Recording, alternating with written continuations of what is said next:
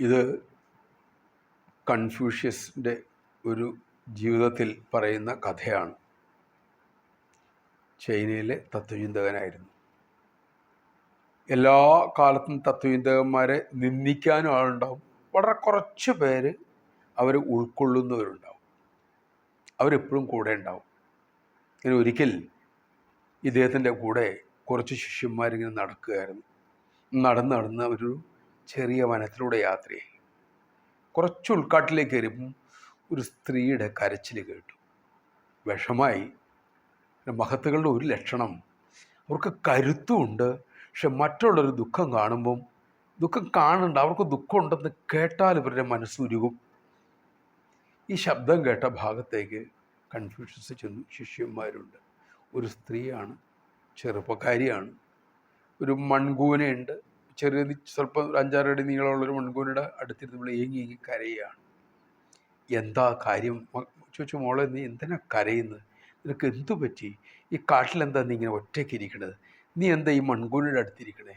അപ്പോൾ പറഞ്ഞു, ഞാനും എൻ്റെ ഭർത്താവും ഉണ്ട്, മക്കളൊന്നും ഉണ്ടായിട്ടില്ല. അദ്ദേഹത്തെ ഇന്നലെ ഇവിടെ വെച്ചൊരു കാട്ടുമൃഗം പിടിച്ചു, മരിച്ചു. എനിക്ക് ആരുമില്ല.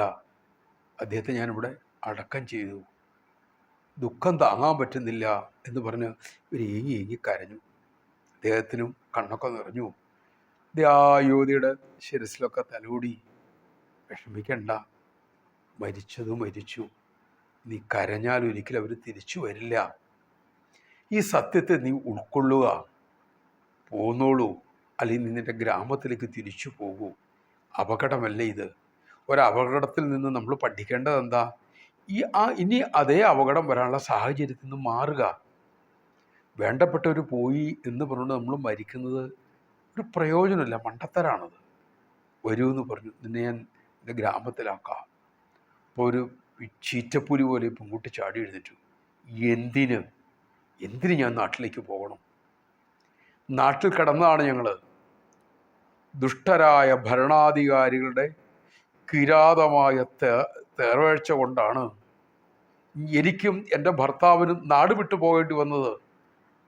കടം, സർവത്ര കടം, ഒന്നും തിരിച്ചടയ്ക്കാൻ പറ്റുന്നില്ല. ജോലി ചെയ്യാനുള്ള സംവിധാനം അവർ ഓർക്കുന്നില്ല. എന്തെങ്കിലും ഒരുക്കിയിട്ടുണ്ടെങ്കിൽ, എന്തെങ്കിലും ചെയ്തിട്ടുണ്ടെങ്കിൽ പിറ്റേ ദിവസം മുതൽ നികുതിയെന്നും അതൊന്നും ഇതൊന്നും പറഞ്ഞ് വേട്ടയാടുന്നു. ഒരു നിവൃത്തിയില്ലാതെ, ജീവിക്കാൻ ഒരു രക്ഷയുമില്ലാതെ, സഹജീവികളുടെ സഹകരണമില്ലാതെ ഗതികെട്ടാണ് ഞങ്ങൾ രണ്ടുപേരും ഈ കാട്ടിക്കയറുന്നത്. വല്ല കാട്ടുപഴമോ കാട്ടുകിഴങ്ങോ ഒക്കെ പറിച്ച് നിന്ന് ജീവിക്കാം. അങ്ങനെ എന്തെങ്കിലുമൊക്കെ ഒരു വഴി ഈശ്വരൻ കാണിച്ചു തരട്ടെ എന്ന് വെച്ച് വന്നാണ്. ഇനി ഞാൻ അങ്ങടില്ല. അവർ ഇതിനേക്കാളും ക്രൂരന്മാരാ. സിംഹം ഒറ്റ പ്രാവശ്യമേ കൊല്ലുള്ളൂ എന്ന് പറഞ്ഞു. ഒന്നും മിണ്ടിയില്ല. അദ്ദേഹം അവരെ തൊഴുത് നടക്കുമ്പം ആത്മഗതം പോലെ ആ മഹാപുരുഷൻ തൻ്റെ കൂടെ ഉണ്ടായിരുന്ന ശിഷ്യന്മാരോട് പറഞ്ഞു, ശ്രദ്ധിച്ചു നോക്കൂ, മനുഷ്യനാണോ കൂടുതൽ ക്രൂരത ഉള്ളത്, അതെയോ വന്യജീവികൾക്കാണോ? വന്യജീവികൾ വിശന്നാൽ മാത്രമേ കൊല്ലാറുള്ളൂ, പിന്നെ അവർ കൊല്ലാറില്ല. ഇതല്ല, വിനോദത്തിന് വേണ്ടി കൂടെയുള്ളവരെ ഉപദ്രവിക്കുന്നതും അവരെ കൊല്ലാക്കൊല ചെയ്യുന്നതും കൊല്ലുന്നതും മനുഷ്യനെന്ന ഒരേ ഒരു ജീവിയാണ്. അതുകൊണ്ട് ആ ജീവിയിൽ നിന്നും, ജന്തുഭാവത്തിൽ നിന്നും നമുക്ക് ഉയരാൻ സാധിക്കണമെങ്കിൽ, ദേവസമാനമായി നമ്മൾ ഉയരാൻ പറ്റണമെങ്കിൽ ഒറ്റ മന്ത്രമേ ഉള്ളൂ. അത് ഭാരതം സമ്മാനിച്ച മഹത്തായ മന്ത്രമാണ്. എൻ്റെ ഉള്ളിലുള്ളതും നിൻ്റെ ഉള്ളിലുള്ളതും ഒരേ ആൾ തന്നെയാണ്. ഏത് ചൈതന്യം കൊണ്ടാണോ ഞാൻ സംസാരിക്കുന്നത്, നടക്കുന്നത്, അതേ ചൈതന്യം തന്നെയാണ് നിന്നെ കൊണ്ട് കേൾപ്പിക്കുന്നത്. അതുകൊണ്ട് നിന്നെ ഉപദ്രവിക്കുമ്പോൾ ഞാൻ എന്നെയാണ് ഉപദ്രവിക്കുന്നത്. ഈ സത്യം കുറഞ്ഞത് ബുദ്ധി കൊണ്ടെങ്കിലും ഗ്രഹിച്ച് അതിനു വേണ്ടി ശ്രമിക്കുക.